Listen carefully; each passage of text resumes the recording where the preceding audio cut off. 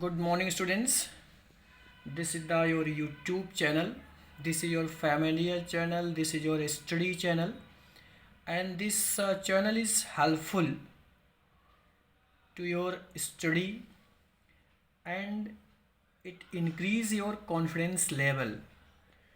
So, students, again, good morning. Students, this is the examination time. This is your final examination time. So all of you create a positive energy and be positive and 100% focus on your study. Means ये आपका examination time है, आपके इस समय लगभग final exams की preparation हो रही हैं, इसलिए आप अपने अंदर पॉजिटिव एनर्जी क्रिएट करिए।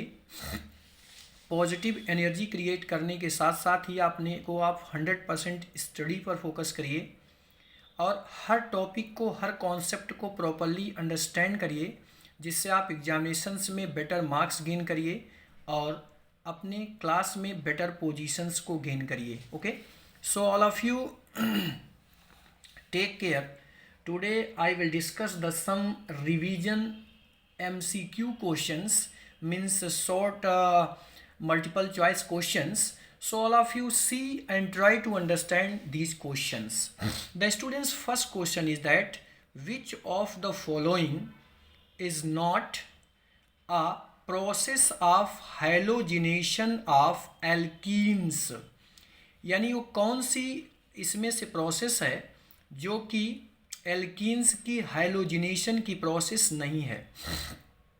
आप ये जानते होंगे halogenation means reaction with bromine, chlorine and iodine. तो अगर कोई चीज़ क्लोरीन से रिएक्ट होता है तो क्लोरीनेशन, ब्रोमीन से होता है ब्रोमिनेशन, आयोडीन से होता है तो आयोडिनेशन। तो इसमें देखिए आयोडिनेशन भी हैलोजिनेशन है, क्लोरीनेशन भी हैलोजिनेशन है, ब्रोमिनेशन भी हैलोजिनेशन है, केवल एसाइलेशन इसमें हैलोजिनेशन नहीं है।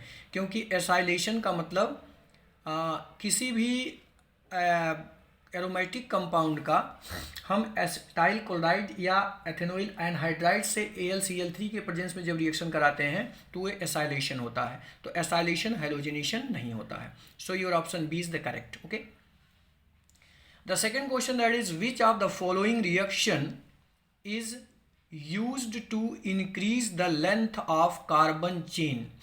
यानी कार्बन चेन की लेंथ को इंक्रीज करने के लिए कौन सा रिएक्शन कराया जाता है? तो देखिए कार्बन लेंथ की इंक्रीज करने के लिए जो रिएक्शन होता है उसको हम कहते हैं ऊर्ज रिएक्शन। तो आपका ऑप्शन है ऊर्ज रिएक्शन, कोल्बे रिएक्शन और कोल्बे इलेक्ट्रोलाइसिस, क्लीमेंसन रिएक्शन और reduction and Wolff Kishner reaction. तो उल्फ किस्नर रिएक्शन भी रॉन्ग है, क्लीमेंसन रिएक्शन भी रॉन्ग है, कोल्बे इलेक्ट्रोलाइसिस भी रॉन्ग है, ऊर्ज रिएक्शन ही कार्बन चेन में इंक्रीज करता है। स्टूडेंट्स, नेक्स्ट क्वेश्चन है कि how many carbons are these in the product of the decarboxylation of when compare to the reactant?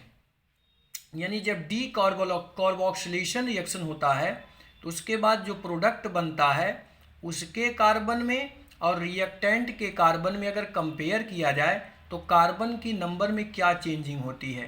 2 carbon मोर होता है कि 1 कार्बन लेस होता है कि 1 कार्बन मोर होता है कि इक्वल नंबर ऑफ कार्बन होते हैं? तो जब स्टूडेंट्स डीकार्बोक्सिलेशन होता है तो हमेशा जो प्रोडक्ट बनता है रिएक्टेंट से 1 कार्बन उसमें कम होता है। तो means 1 carbon less is the correct option. Next students question है कि C6H6 यानी benzene reacts with acetyl chloride in the presence of anhydrous AlCl3 to give. यानी बेंजीन का अगर हम एसिटाइल क्लोराइड से AlCl3 के प्रेजेंस में रिएक्शन कराते हैं तो क्या प्रोडक्ट बनता है? Toluene, benzophenone, acetophenone, ethyl benzene. आप इस रिएक्शन को कई बार किए हैं कि अगर C6H6 का CH3COCl से हम रिएक्शन कराते हैं तो हमेशा आपका ऊपर COCH3 लग जाता है और HCl निकल जाता है। तो क्या बनता है? Acetophenone. This is the correct reaction. Okay, now we explain the next question that is in benzene each carbon undergo. आप जानते होंगे बेंजीन में, बेंजीन का स्ट्रक्चर ये आपका होता है, इसमें डबल बॉन्ड, ऐसे अल्टरनेट ऑर्डर में डबल बॉन्ड होता है। तो यहाँ कार्बन, यहाँ कार्बन, यहाँ कार्बन, यहाँ कार्बन, यहाँ कार्बन के पास डबली बॉन्डेड है, इसका मतलब उसमें हिब्रिडाइजेशन कैसा होगा, sp2 हिब्रिडाइजेशन होगा। ठीक। विच of the following has the minimum boiling point, इसमें से कौन सा कंपाउंड ऐसा जिसकी बॉइलिंग पॉइंट क्या होती, मिनिमम होती है। पहला है आइसोब्यूटीन, दूसरा है 1 ब्यूटीन, तीसरा है 1 ब्यूटाइन और चौथा है नॉर्मल ब्यूटेन। तो 1 ब्यूटेन की बॉइलिंग पॉइंट इसमें सबसे मिनिमम होती है। Ethylene reacts with bears reagent. Bears reagent क्या होता है, बेयर्स रिएजेंट मतलब 1% एल्कलाइन केमेनोफोर सॉल्यूशन, 1% एल्कलाइन केमेनोफोर सॉल्यूशन जो है बेयर्स रिएजेंट कहलाता है। और जब हम इथाइलिन, इथाइलिन का मतलब जो आपका एथाइलिन होता है, अगर इस एथाइलिन का हम बेयर रिएजेंट से रिएक्शन कराते हैं तो ग्लाइकॉल बनता है, CH2OH, CH2OH, क्योंकि इसका फॉर्मूला क्या होता है, C2H4। तो जो बेयर्स रिएजेंट से रिएक्ट करेगा मीन्स 1% एल्कलाइन केमेनोफोर से, तो ग्लाइकॉल बनता है। ठीक। अगला है कि benzene molecule has, benzene molecules में कितने सिग्मा और पाई बॉन्ड होते हैं। आपको बताया गया था कि अगर सिंगल बॉन्ड होता है तो वहाँ पर क्या होता है, सिग्मा बॉन्ड होता है। ठीक।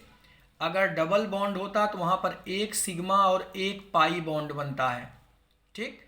और अगर ट्रिपल बॉन्ड है तो वहाँ पर 1 सिग्मा और 2 पाई, ये को, ठीक है, 2 ये फॉर्मेशन होता है। तो इस कंडीशन में बेंजीन में आप जानते होंगे, बेंजीन की स्ट्रक्चर आप बनाए होंगे तो ऐसे आपका होता है, यहाँ पर डबल बॉन्ड, यहाँ डबल बॉन्ड, यहाँ डबल बॉन्ड। ठीक। तो देखिए यहाँ पर आपका, यहाँ पर हर जगह हाइड्रोजन लगा होता है लाइक दिस। तो 6 हाइड्रोजन तो यहाँ है, तो 6 हाइड्रोजन यहाँ, इसका मतलब 6 सिग्मा बॉन्ड यहाँ हो गया। 6 के बाद यहाँ पर सिग्मा, यहाँ पर सिग्मा, तो total number of sigma bond कितना हो गए, 12 सिग्मा। एंड पाई कितना बना, देखिए यहाँ डबल बॉन्ड है तो 1 पाई, हमने बताया ना कि अगर डबल बॉन्ड है तो 1 सिग्मा और 1 पाई। ठीक है। तो यहाँ 1 सिग्मा और 2 पाई बनता है। तो यहाँ पर देखिए 1 सिग्मा यहाँ हुआ, सॉरी 1 पाई यहाँ डबल बॉन्ड है, 1 डबल बॉन्ड यहाँ 2 पाई और 1 डबल बॉन्ड यहाँ 3 पाई, तो 12 सिग्मा बनेगा एंड 3 पाई बॉन्ड बनेगा। ठीक। अगला क्वेश्चन है, reaction of HBr with propene in the presence of peroxide. आप जानते होंगे एल्कीन का रिएक्शन अगर पराक्साइड के प्रेजेंस में HBr से कराता है तो वो एंटी मार्कोनिकॉव रूल होता है। और एंटी मार्कोनिकॉव के रूल के अकॉर्डिंग नेगेटिव पार्ट हमेशा वहाँ जाता है जिस कार्बन के साथ हाइड्रोजन ज़्यादा होता है। तो आपका बन जाएगा नॉर्मल प्रोपाइल ब्रोमाइड। ठीक, नॉर्मल प्रोपाइल ब्रोमाइड।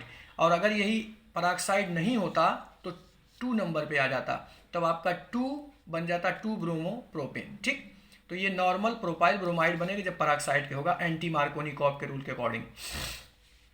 अगला है the chlorination of methane is. आपने रिएक्शन बहुत सारा लिखा होगा कि क्लोरीन का जब मीथेन से रिएक्शन होता है तो इसको हम क्लोरीनेशन कहते हैं। और इसमें एक एक हाइड्रोजन हटता जाता है और एक एक क्लोरीन ऐड होता है, तो इसको हम कहते हैं substitution reaction. Substitution reaction. Okay, now we discuss the next question students.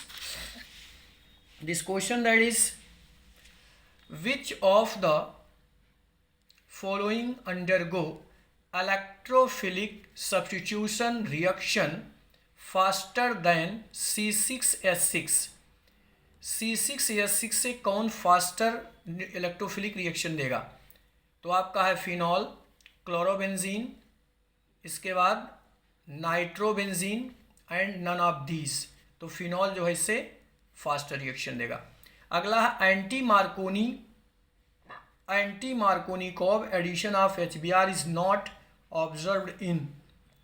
Anti Markovnikov किस पर ऑब्जर्व नहीं होता है? 2 ब्यूटीन। ठीक है। अगला विच of the following carbocation has the least stability. किसकी स्टेबिलिटी कार्बोकेटायन की सबसे लीस्ट होती है? That is the methyl. Methyl, ethyl, isopropyl, tertiary butyl. तो मेथाइल की सबसे स्टेबिलिटी क्या होती है? कम होती है। The oxidation of toluene to benzaldehyde by chromyl chloride is called, जब हम टॉल्यूइन का बेंजल्डिहाइड में ऑक्सीडेशन करते हैं क्रोमिल क्लोराइड के प्रेजेंस में, तो इस रिएक्शन को हम कहते हैं Etard reaction. Etard reaction, Reimer Tiemann reaction, Stephen reaction, Cannizzaro reaction, तो इस रिएक्शन को हम कहते हैं इटार्ड रिएक्शन।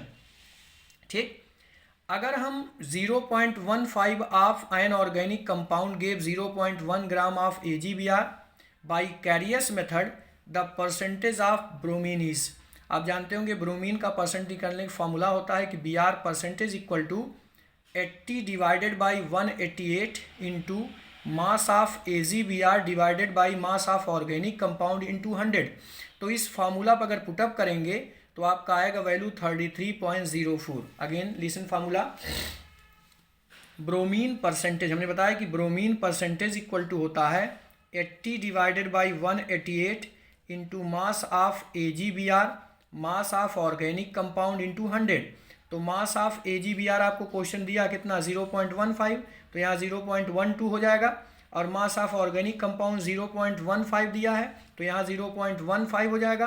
तो 80 divided by 188 into 0.12 divided by 0.15 into किसके हो जाएगा 100। इसको सॉल्व करेंगे तो आपका आएगा 33.04। ठीक, तो all of you see all these questions and try to understand what is the logic and what is the concept of all these questions. So all of you take care and read all MCQ questions, and in next video I upload also the some next MCQ questions and assertion question. So all of you prepare all these MCQ and assertion type question which is important, which all these MCQ questions enhance your knowledge, enhance your confidence level, क्योंकि बहुत सारे reactions अगर आपको basic knowledge होगा तो आप किसी reaction को इजली या किसी भी कॉन्सेप्ट को इजली प्रॉपरली सॉल्व कर पाओगे। So all of you take care and try to understand and increase your confidence level. Be positive, think positive.